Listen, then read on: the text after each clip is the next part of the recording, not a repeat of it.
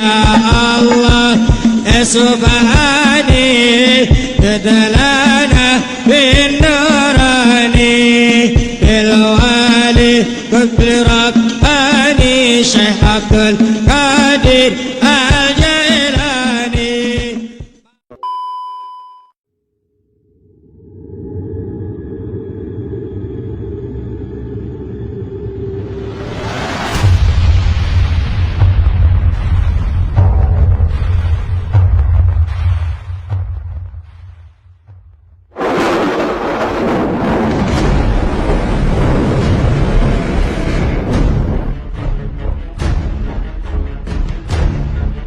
Tak banyak orang tahu dan mengenal nama Syekh Subakir.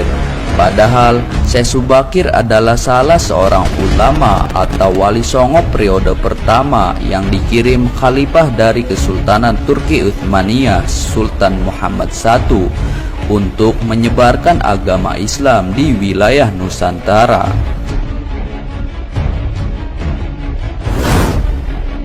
Syekh Subakir konon adalah seorang ulama besar yang telah menumbal tanah Jawa dari pengaruh negatif makhluk halus saat awal penyebaran ajaran Islam di Nusantara.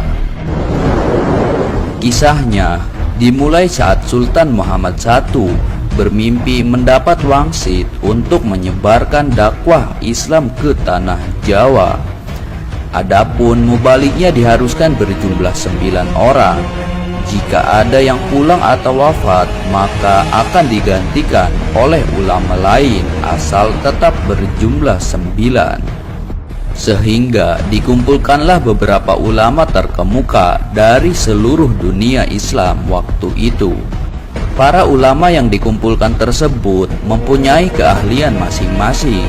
Ada yang ahli tata negara, berdakwah, pengobatan, tumbal atau ruqyah dan lain-lain. Lalu dikirimlah beberapa ulama ke Nusantara atau tanah Jawa. Namun sudah beberapa kali utusan dari Kesultanan Turki Utsmaniyah yang datang ke tanah Jawa untuk menyebarkan agama Islam, tapi pada umumnya mengalami kegagalan. Penyebabnya, masyarakat Jawa saat itu sangat memegang teguh kepercayaannya, sehingga para ulama yang dikirim mendapatkan halangan karena meskipun berkembang, tetapi ajaran agama Islam hanya dalam lingkungan yang kecil, tidak bisa berkembang secara luas. Selain itu juga, konon Pulau Jawa saat itu masih merupakan hutan belantara yang angker, yang dipenuhi oleh makhluk halus dan jin-jin jahat. Lalu diutuslah Syekh Subakir, ulama asal Persia yang ahli dalam meruqyah, ekologi, meteorologi, dan geofisika ke tanah Jawa. Beliau diutus secara khusus menangani masalah-masalah gaib dan spiritual yang dinilai telah menjadi penghalang diterimanya Islam oleh masyarakat Jawa ketika itu. Berdasarkan babat tanah Jawa, setelah sampai ke Nusantara, Syekh Subakir yang menguasai ilmu gaib dan dapat menerawang makhluk halus mengetahui penyebab utama kegagalan para ulama pendahulu dalam menyebarkan ajaran Islam karena dihalangi para jin dan dedemit penunggu tanah Jawa. Para jin, dedemit, dan lelembut tersebut bisa berubah wujud menjadi ombak besar yang mampu menenggelamkan kapal berikut penumpangnya dan menjadi angin puting beliung yang mampu memporak-porandakan apa saja yang berada di depannya. Selain itu, para jin kafir dan bangsa lelembut tersebut juga bisa berubah wujud menjadi hewan buas yang mencelakakan para ulama pendahulu tersebut. Untuk mengatasi hal tersebut, konon Syekh Subakir membawa batu hitam dari Arab yang telah dirajah.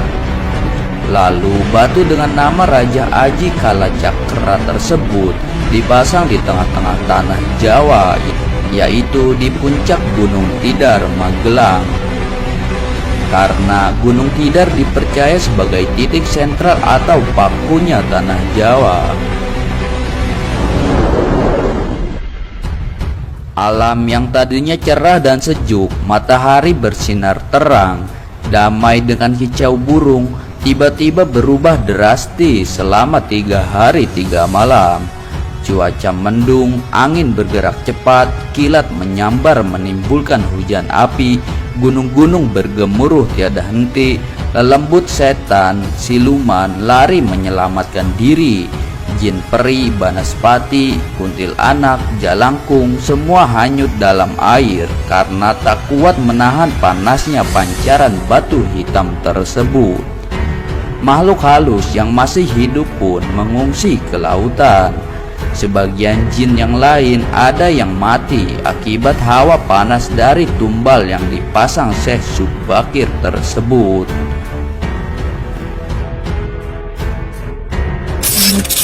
Melihat hal itu, konon Sabdopalon, raja bangsa jin yang telah 9.000 tahun bersemayam di puncak Gunung Tidar, terusik dan keluar mencari penyebab timbulnya hawa panas bagi bangsa jin dan lelembut itu.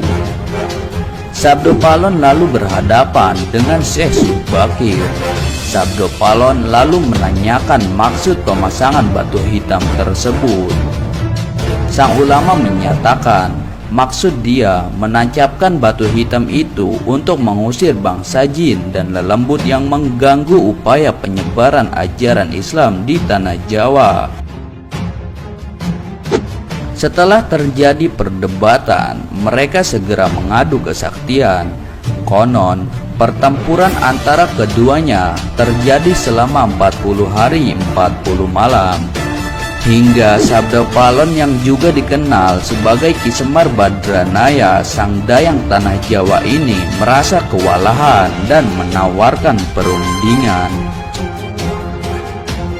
Sabdopalon mensyaratkan beberapa poin dalam upaya penyebaran Islam di tanah Jawa.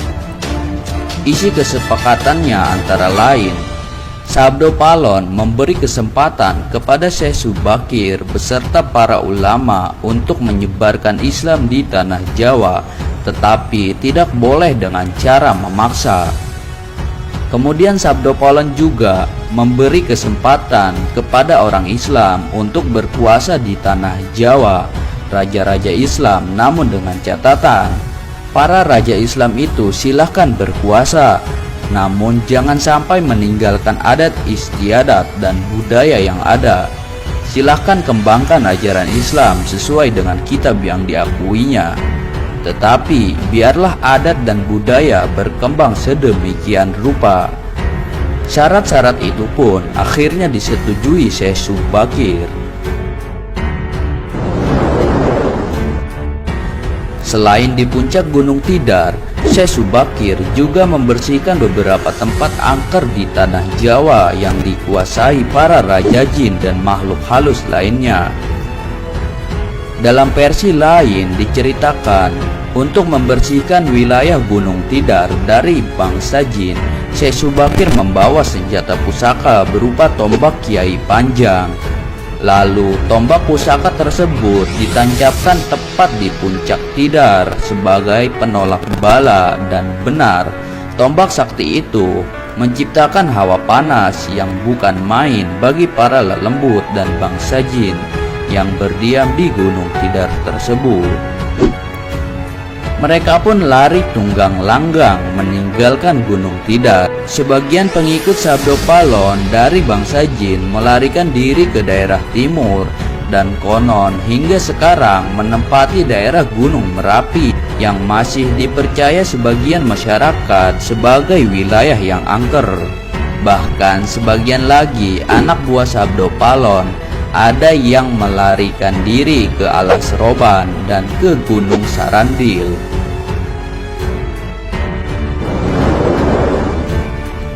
Tombak itu sekarang masih dijaga oleh masyarakat dan ditempatkan di puncak Gunung Tidar dengan nama Makam Tombak Kiai Panjang.